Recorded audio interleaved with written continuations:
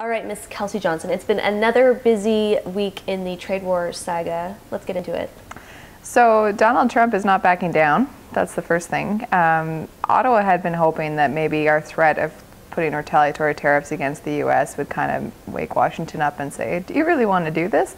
And there's a Washington Post story this week where apparently they are considering building a retaliatory package against us. So this is just going back and forth.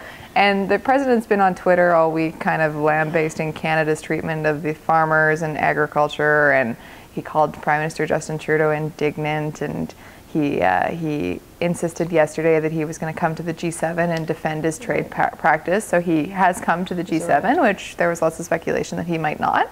But he is cutting his trips short. So he'll be here for like the first part of the meetings where they're expected to talk about tariffs, and then he's going to leave before they talk about climate change. And there were 3 complaints this week filed to the World Trade Organization. What can you tell us a bit about that? So Canada had said from the start that they were going to challenge this at the WTO, and they were also going to challenge it under NAFTA.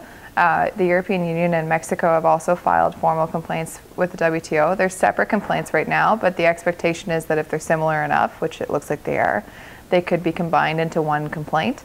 So then Canada, the EU, and Mexico would be challenging the U.S. All 3 parties say these tariffs are illegal. The U.S. argument that this is a national security threat, or the reason behind having to use these tariffs, is because of national security is bogus.